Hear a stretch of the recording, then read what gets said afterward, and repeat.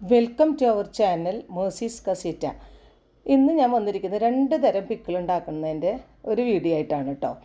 അപ്പോൾ അതിന് നമ്മുടെ വീട്ടിലത്തെ ഇരുമ്പം പുളിയുമേ ധാരാളം പുളി ഉണ്ടായിട്ടുണ്ടായിരുന്നു. അപ്പോൾ നമ്മളതൊക്കെ പൊട്ടിച്ചെടുത്തിട്ട് നന്നായി കഴുകി വൃത്തിയാക്കി കഷ്ണങ്ങളാക്കി നുറുക്കി വെച്ചു. അതിന് ശേഷം അത് നമ്മൾ ഇതിൽ വെള്ളമൊന്നും ചേർക്കണില്ല കേട്ടോ. അതുകൊണ്ട് നന്നായി കോട്ടൺ തുണി വെച്ച് തുടച്ചെടുക്കണം. അതിന് ശേഷമാണ് അത് അരിഞ്ഞെടുക്കുന്നത്. അപ്പോൾ അങ്ങനെ അരിഞ്ഞെടുത്താണ് ഈ പുളികളെല്ലാം. അതിന് ശേഷം നമ്മൾ അതിലേക്ക് ആവശ്യമുള്ള സാധനങ്ങളും കൂടി എടുത്ത് സെറ്റാക്കൂട്ടാം. അപ്പോൾ നമുക്ക് അത് കാണാം. ചട്ടി അടുപ്പത്ത് വെച്ചു.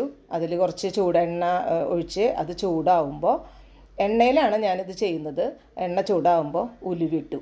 ഉലുവ നന്നായി ഒന്ന് മൂത്ത് വരുമ്പോൾ നമ്മൾ കടുക് ഇട്ടു. കടുക് പൊട്ടി വരുമ്പോൾ കറിവേപ്പിലിടും.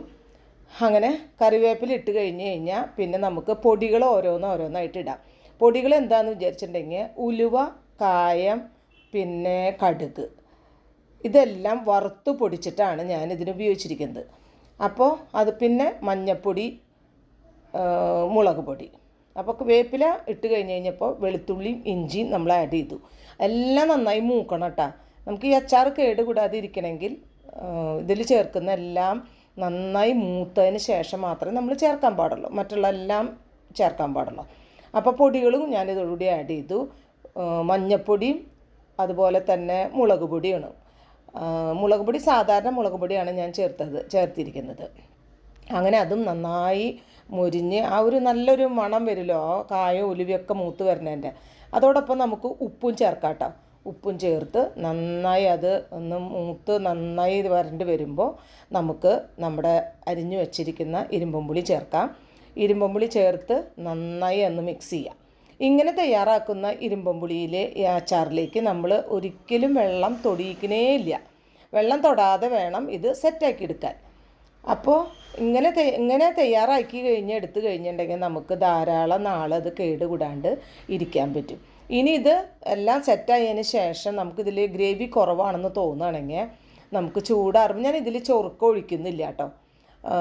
ചൂടാറുമ്പോൾ നമുക്ക് ഈ കുപ്പിയിലാക്കുമ്പോൾ ചൂടാറി കഴിയുമ്പോൾ അതിൻ്റെ മുകളിൽ എണ്ണ ചൂടാറിയ എണ്ണയാണ് അതിൻ്റെ മുകളിൽ കൂടെ ഒഴിച്ച് വെച്ചാൽ ഒരുപാട് കാലം നാളെ അത് കേടുകൂടാണ്ടിരിക്കും.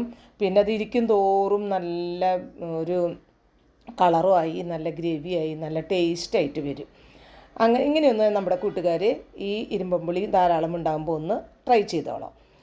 ഇനി അടുത്തത് നമ്മൾ ചെയ്യാൻ പോകുന്നത് ഇരുമ്പം പുളി നീളത്തിലാണ് അരിയുന്നത്. അത് നമ്മൾ ഉപ്പിട്ടിട്ട് നമ്മൾ വെയിലത്ത് വെച്ച് ഉണക്കാണ്.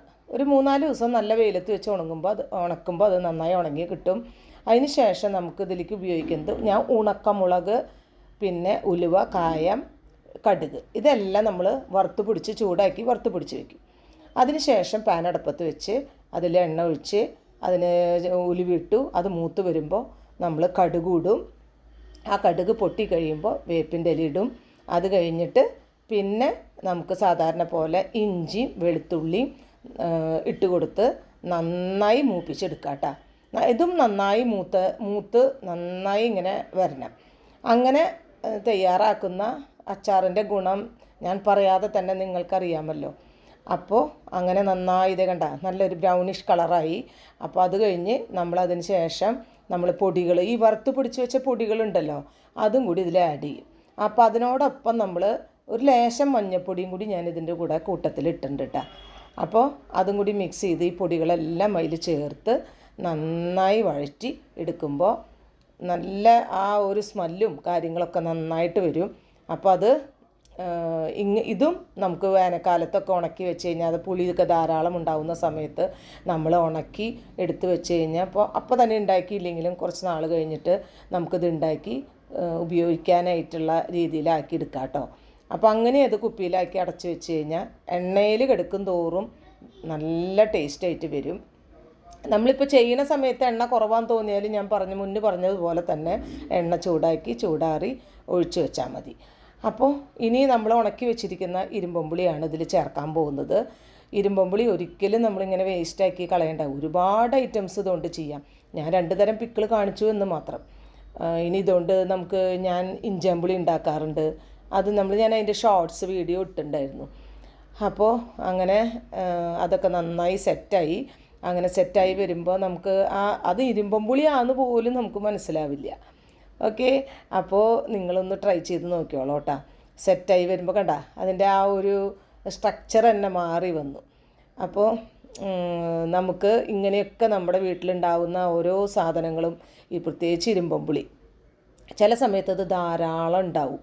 ആ സമയത്ത് നമ്മളത് വേണ്ട വിധത്തിൽ യൂസ് ചെയ്ത് കഴിഞ്ഞാൽ ഉപയോഗിച്ച് കഴിഞ്ഞാൽ അത് നമുക്ക് പിന്നീട് ഉപയോഗിക്കാം. ഞാൻ ഇതിൽ കുറച്ച് ചൊറുക്ക് ഒഴിച്ചിട്ടുണ്ട് കേട്ടോ. അപ്പോൾ എല്ലാവരും ട്രൈ ചെയ്തോളൂ. Okay, thank you.